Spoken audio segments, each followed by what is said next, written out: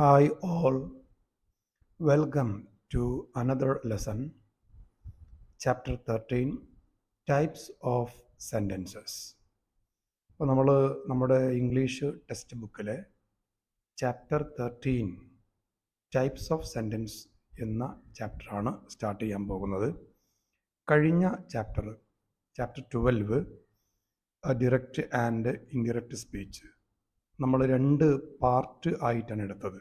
Okay, ഈ ഒരു ലെസണും നിങ്ങളുടെ പഠനം വളരെ സുഗമമായി മുന്നോട്ട് പോകാൻ വേണ്ടി 2 ഭാഗമായിട്ടാണ് എടുക്കുന്നത്. ഓക്കെ, ടെക്സ്റ്റ് ബുക്കിൽ ഓൾറെഡി തന്നെ ഈ ഒരു chapter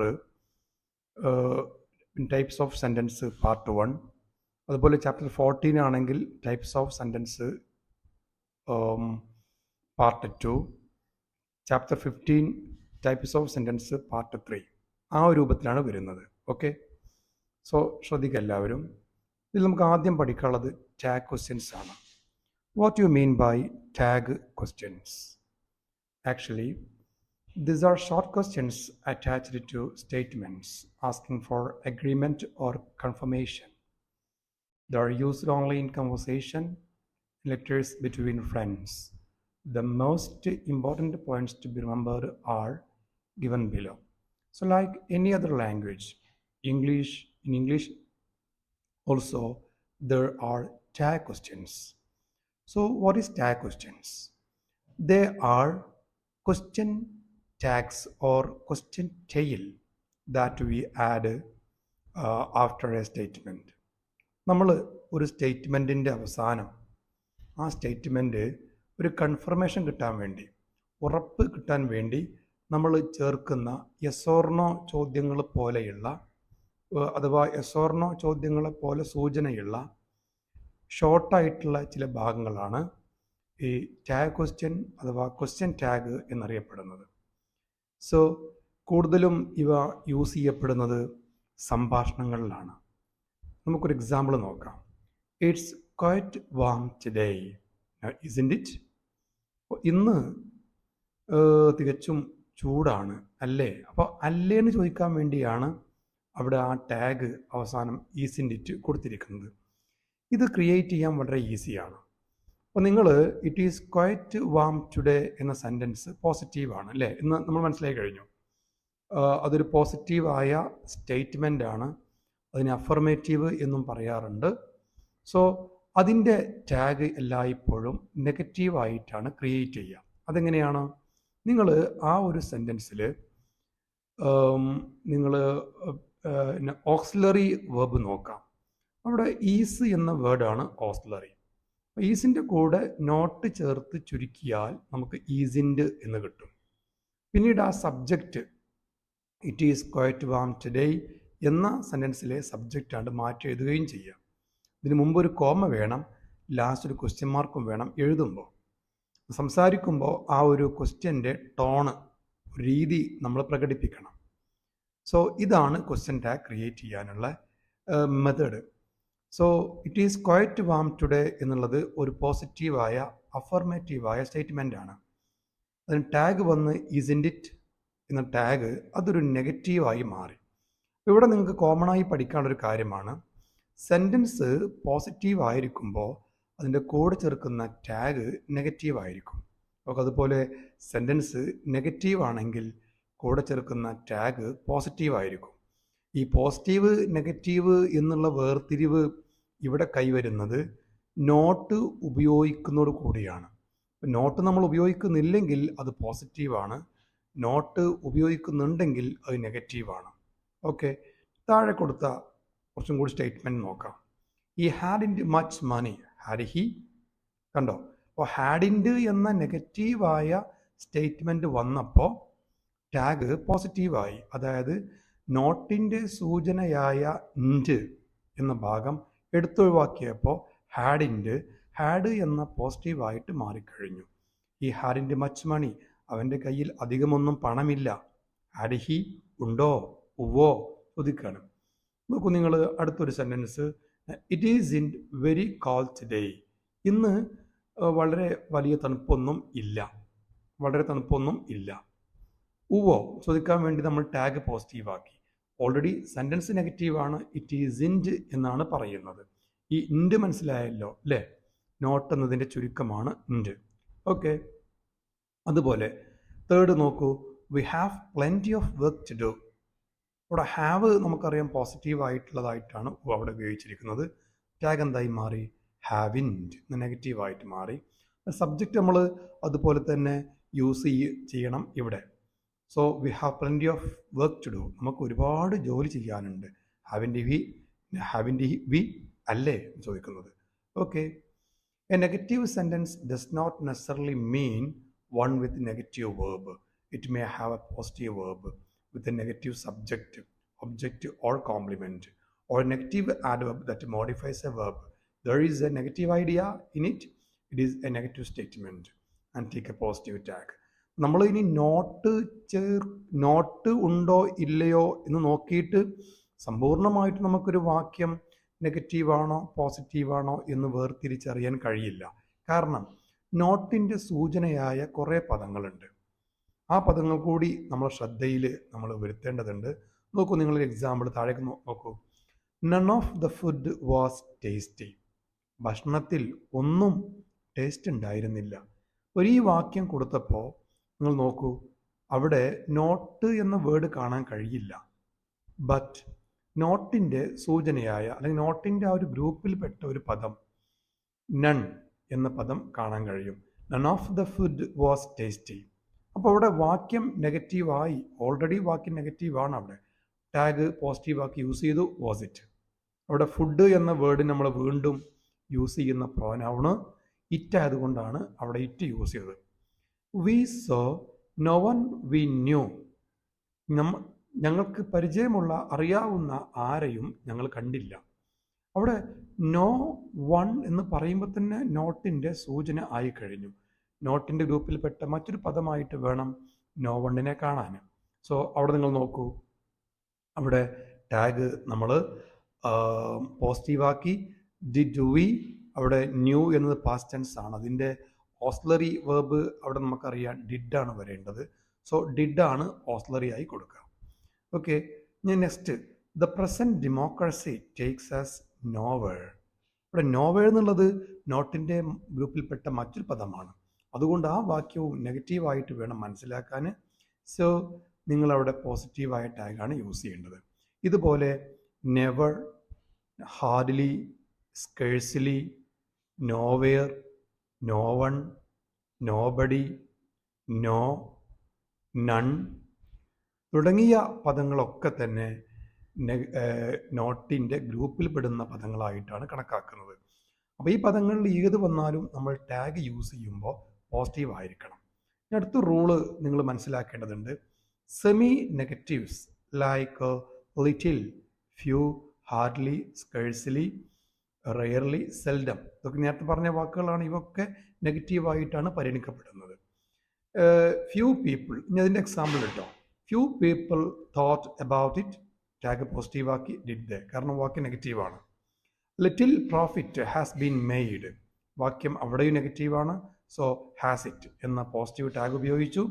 V could scarcely follow his speech, അവിടെയും വാക്യം നെഗറ്റീവ് ആയതുകൊണ്ട് കുഡ് വി എന്ന പോസിറ്റീവായിട്ടുള്ള ടാഗ് ഉപയോഗിച്ചു. He seldom comes here. Nowadays, nowadays നെഗറ്റീവിൻ്റെ സൂചനയായ പദമായതുകൊണ്ട് അവിടെ നവഡേയ്സ് അല്ല, സെൽഡമാണ് കേട്ടോ. സെൽഡം നോട്ടിൻ്റെ ഗ്രൂപ്പിൽ പെടുന്ന പദമായതുകൊണ്ട് അവിടെയും ടാഗ് ഡസ് ഹി ഉപയോഗിച്ചു. എന്നാൽ നമ്മൾ a few and a little are positive and therefore takes a negative tag. എന്നാൽ നമ്മൾ ഫ്യൂ, ലിറ്റിൽ എന്നീ രണ്ട് പദങ്ങൾ നെഗറ്റീവാണെന്ന് പഠിച്ചു. അതിനു മുമ്പ് ഒരു എ ചേർന്ന് വന്നാലോ, a few, a little are positive, ഇതൊക്കെ പോസിറ്റീവാണ്. അതുകൊണ്ട് തന്നെ നമ്മൾ ഉപയോഗിക്കുന്ന ടാഗ് നെഗറ്റീവ് ആയിരിക്കണം. A few students came prepared, ഏതാനും വിദ്യാർത്ഥികൾ തയ്യാറായി വന്നു. ഇതിൻ്റെ അല്ലേ. A little work was done, അല്പം ജോലി ചെയ്തു. വാസിൻറ്റ് ഹി അല്ലേ.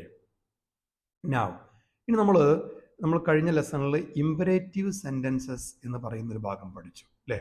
അതായത് ആജ്ഞകളും അപേക്ഷകളും, കൽപ്പനകളും അപേക്ഷകളും ഒക്കെ പറയുന്ന വാക്യങ്ങളെയാണ് നമ്മൾ ഇമ്പരേറ്റീവ് സെൻറ്റൻസ് എന്ന് പറയാം. അത്തരം വാക്യം എഴുതി കഴിഞ്ഞാൽ tag will you as there tag, will you എന്ന ടാഗാണ് കൂടുതൽ യൂസ് ചെയ്യുക. അത് പോസിറ്റീവാണോ നെഗറ്റീവാണോ നോക്കേണ്ടതില്ല, എപ്പോഴും വിൽ യു ആണ് യൂസ് ചെയ്യുക. കൂടുതൽ ഭവ്യതയ്ക്ക് വേണ്ടി, കൂടുതൽ മര്യാദയ്ക്ക് വേണ്ടി ചിലപ്പോഴൊക്കെ വോൺ യു യൂസ് ചെയ്യാറുണ്ട്. Pass the salt, will you, ഉപ്പ് പാസ് ചെയ്യാൻ പറയണം. Okay, will you. Don't be late for the class, ക്ലാസ്സിന് വൈകി വരരുത്.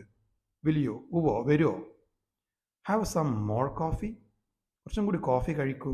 വിൽ യു, വിൽ യു എന്നും പറയാം, ഇവിടെ വോൺ യു എന്നും പറയട്ടെ. ഹാവ് സം മോർ കോഫി രണ്ടും സെയിം യൂസേജ് ആണ്. പക്ഷെ വോൺ യു എന്ന് പറയുമ്പോൾ കുറച്ചും കൂടി ഒരു ഭവ്യത മര്യാദ ഒക്കെ ഉൾപ്പെട്ടു, വേണം വ്യത്യാസം.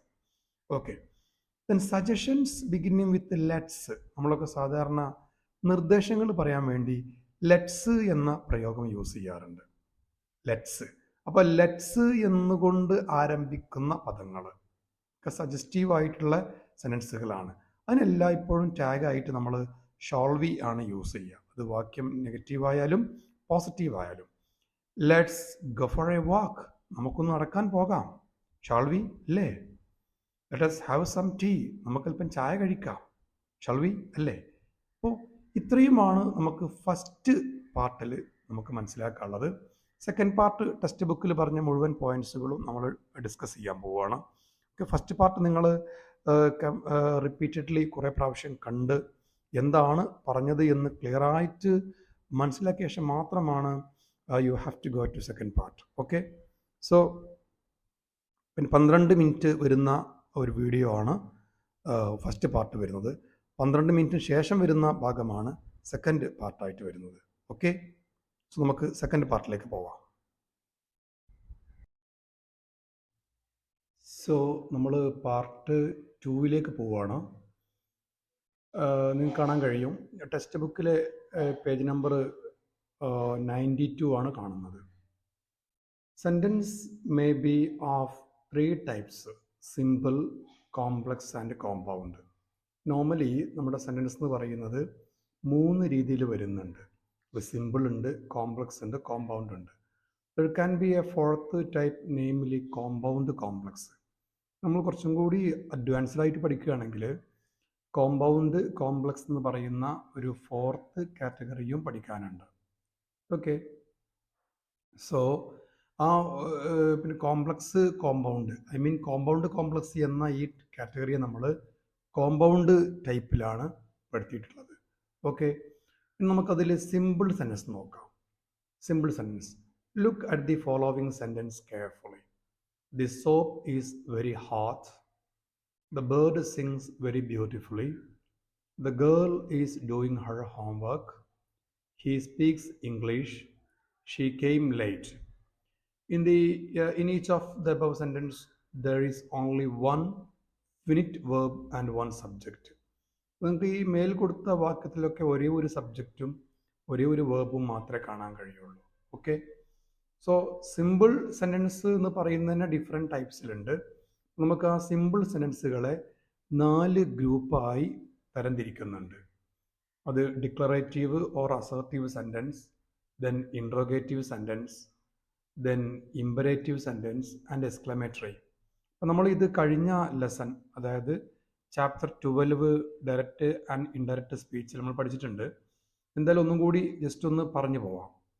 A sentence which assert or declares something is called assertive or declarative sentence. It ends with a full stop. എല്ലായ്പ്പോഴും ഈ അസർട്ടീവ് സെൻറ്റൻസുകളെ തിരിച്ചറിയാം. ഇതൊരു ഫുൾ സ്റ്റോപ്പ് വെച്ചുകൊണ്ടായിരിക്കും അവസാനിക്കുക. നോക്കിക്കോളൂ, example, this is a big room. He comes here every day. They are making cakes. ഇത് പോസിറ്റീവായിട്ടുള്ള affirmative ആയിട്ടുള്ള സെൻറ്റൻസിന് എക്സാമ്പിളാണ്.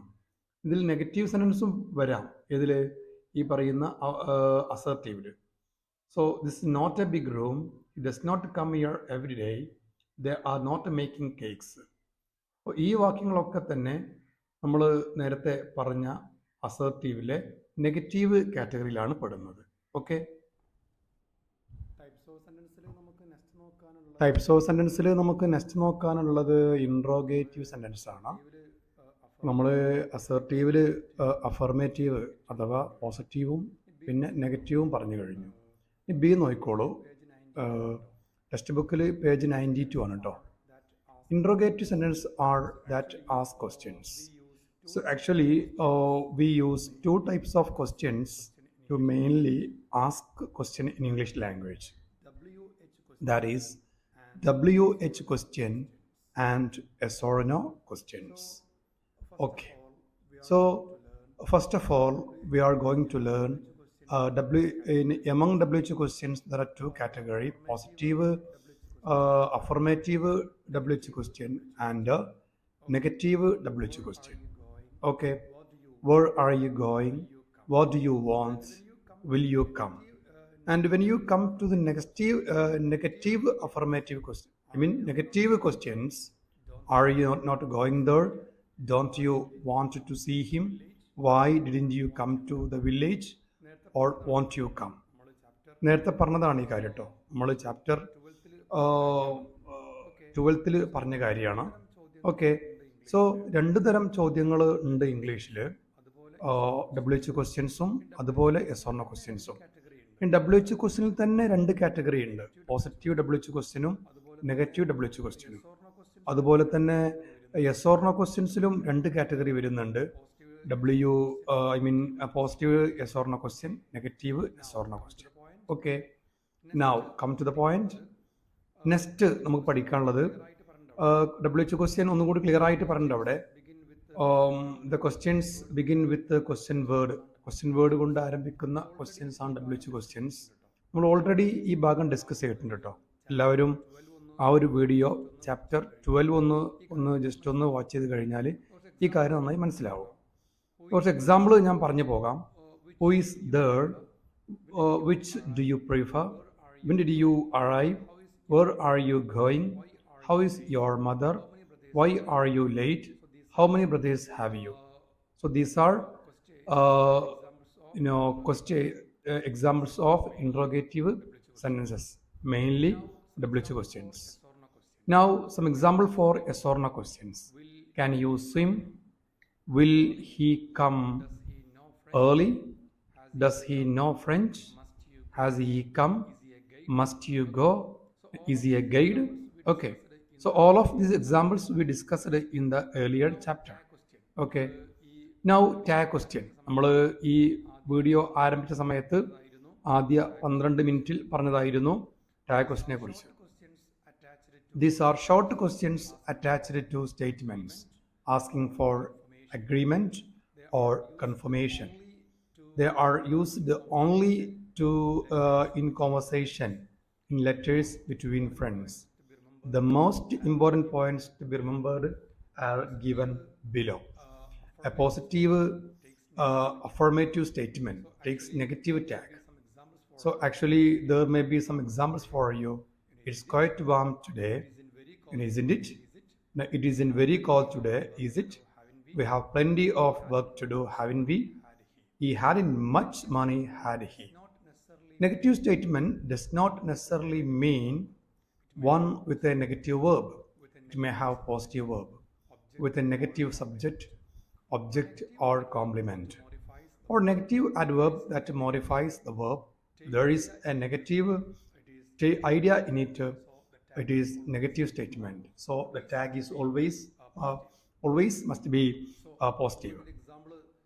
So നമ്മൾ ഇതിൻ്റെ എക്സാമ്പിൾ ഇതിൻ്റെ ഫസ്റ്റ് ഭാഗത്ത് പറഞ്ഞതുകൊണ്ട് ഇനി കൂടുതൽ എക്സാമ്പിൾ പറയുന്നില്ല.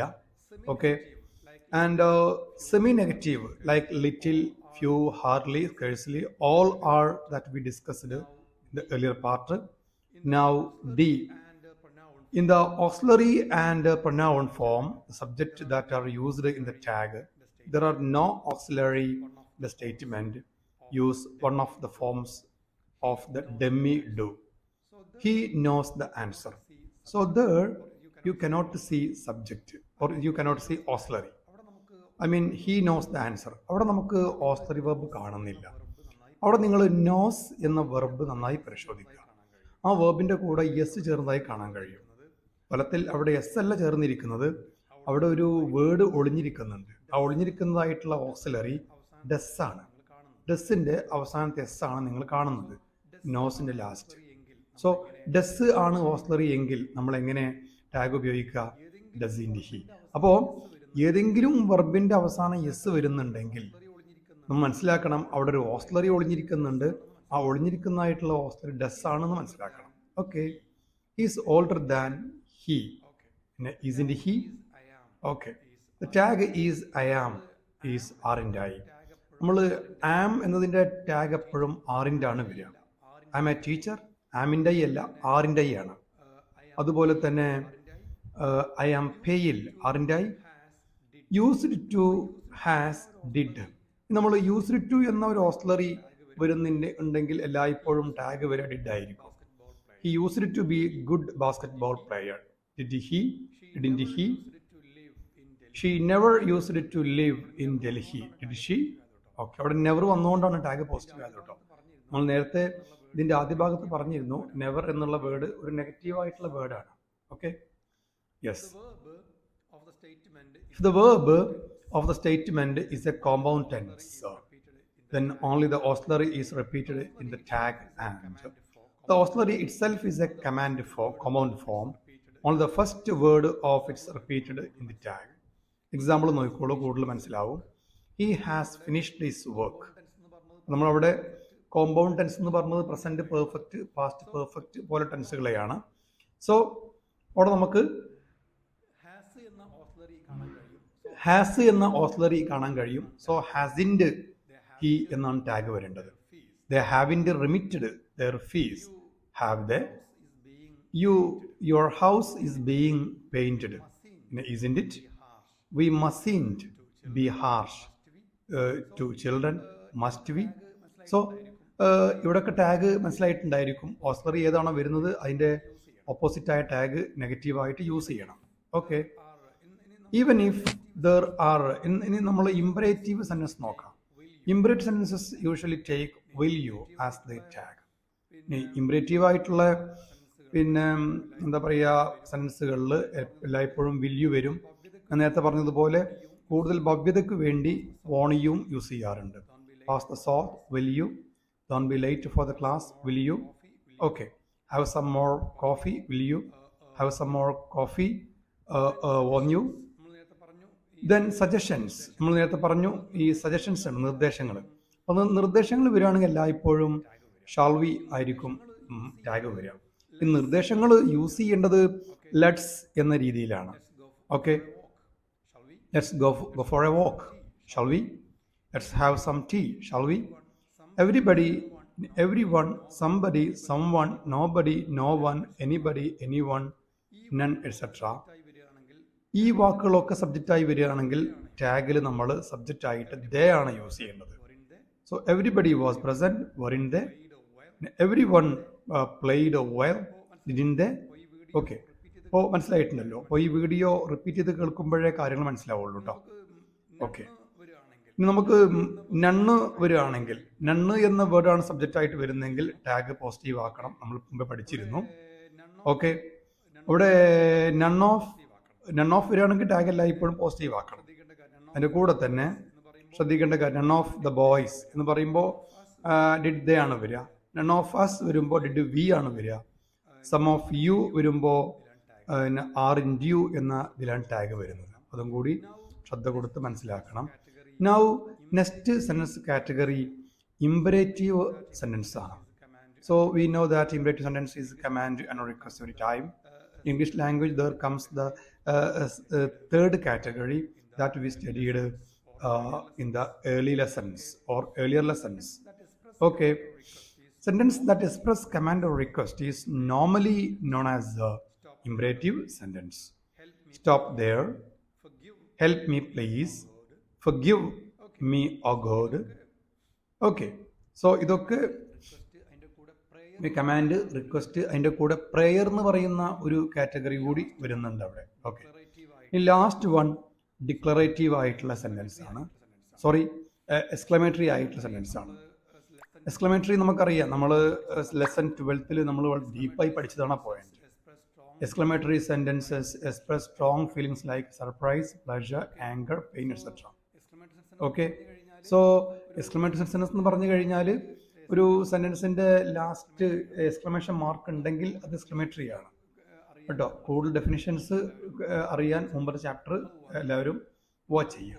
How wonderful, how cold it is, what a rude man he is, what a fuss she made. Okay, how wonderful, it's really wonderful, how cold it is. So these are all really exclamatory sentences. നമ്മൾ ഈ sentence പഠിക്കുന്നതിൻ്റെ കൂടെ തന്നെ സെൻറ്റൻസുകളെ നമുക്ക് മാറ്റി എഴുതാനും കഴിയണം. നോക്കൂ, mutual conversion of simple sentence. Simple സെൻറ്റൻസുകളെ പരസ്പരം നമ്മൾ മാറ്റാൻ പോവുകയാണ്. മൈ നെയിം ഈസ് ജോൺ, അതൊരു സ്റ്റേറ്റ്മെൻ്റ് ആണ്, അസർട്ടീവ് ആണ്. അതിനെ ഇൻട്രോഗേറ്റീവിലേക്ക് മാറ്റുമ്പോൾ ഒരു ചോദ്യമായിട്ട് മാറും.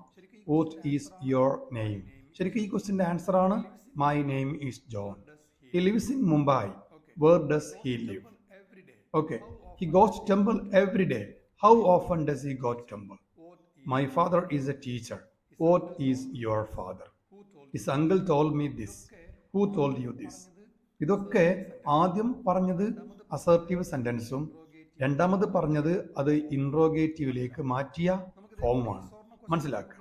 നമുക്ക് ഇതേപോലെ യെസ് ഓർ നോ ക്വസ്റ്റ്യനും നമുക്ക് ചെയ്യാവുന്നതാണ്. നോക്കിക്കോളൂ, ഷീ ക്യാൻ സ്വിം, അവൾക്ക് നീന്താൻ കഴിയും. Can she swim? They speak good English.